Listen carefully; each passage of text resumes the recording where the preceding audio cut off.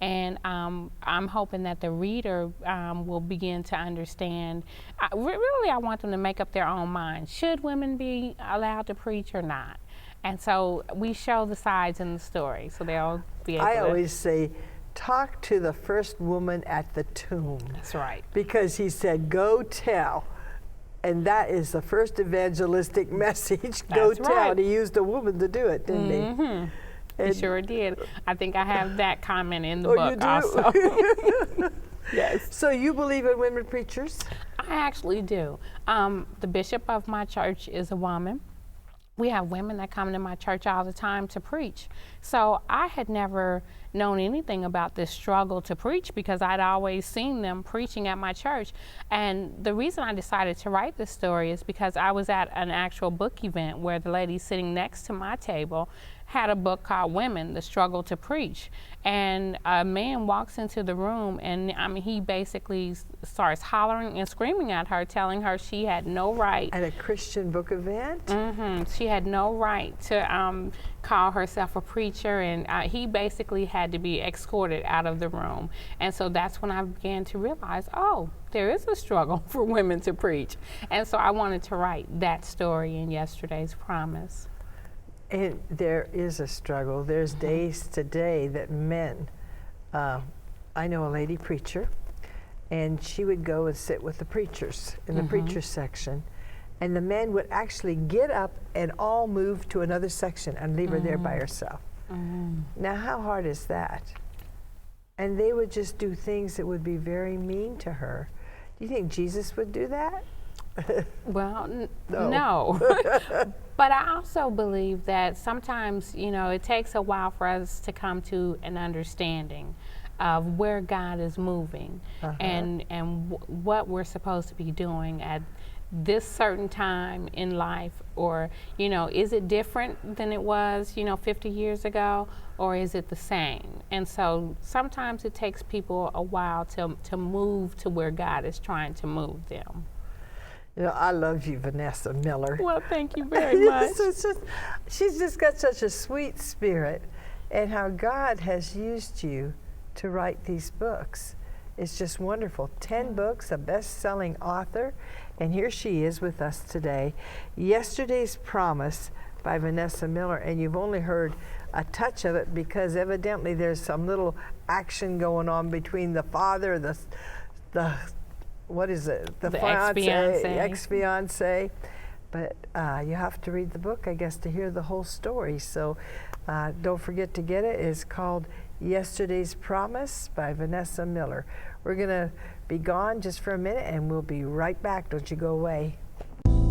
Imagine being on the verge of your dreams after years of service, only to watch that dream be handed to someone else. Yesterday's Promise, a novel by Vanessa Miller, takes you on a journey with Melinda Johnson to show you how what seemed to be a devastating blow can actually turn into what God intended to work out within us. This exciting novel offers a message of hope to everyone that God truly is faithful to perform all that He has promised and bring you to your place of victory. Yesterday's Promise is available for this buy-the-book offer of $9.99. Simply call 888-725-8033 or log on to our website, buythebook.tv, and request offer number 242A. That's 888-725-8033 or log on to our website, buythebook.tv. Request offer number 242A. Buy the book today.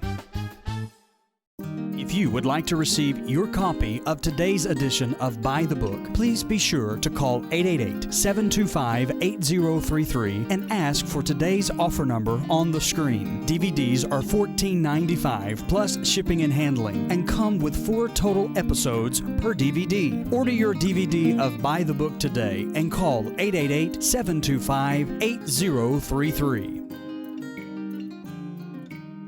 Welcome back to Buy the Book. My special guest has been Vanessa Miller. She's a playwright, a best-selling author, and she is just really special. I just met her and love her.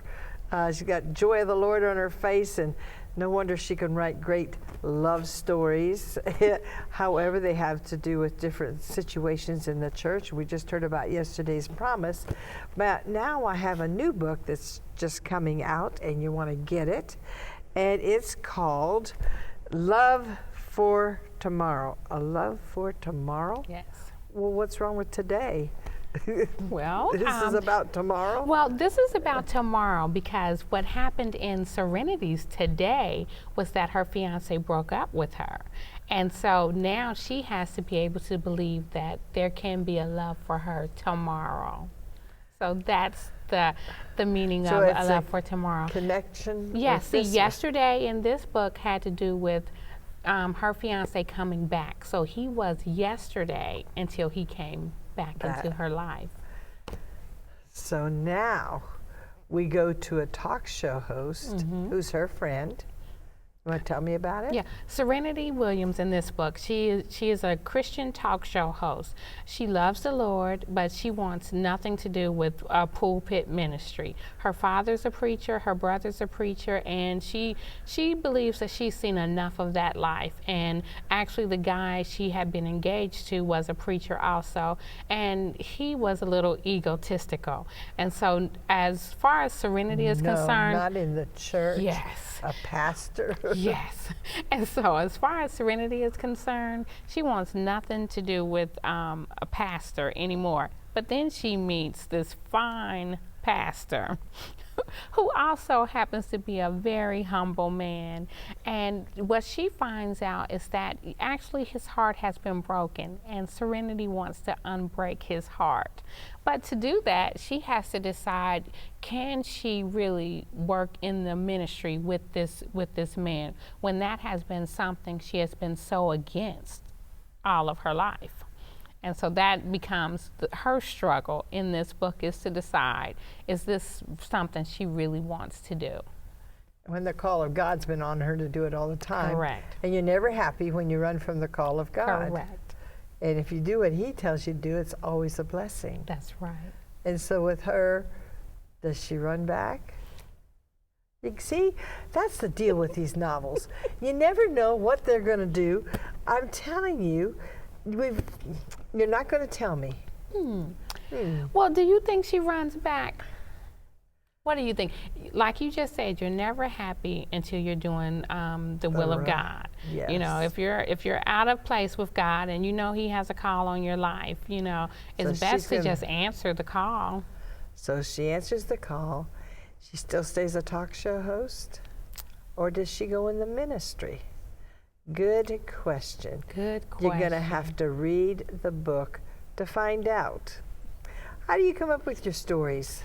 Stories come to me in different ways. I could be sitting somewhere watching the news, and All of a sudden you got a story? something could go on the news, and I'll be thinking, I can write a story about that. Or just like I told you, I was sitting at a conference Right. and just That's how you heard a got this one. conversation between two people, and I decided I want to write a story about that. So it's just different ways. I have no shortage of stories for some reason.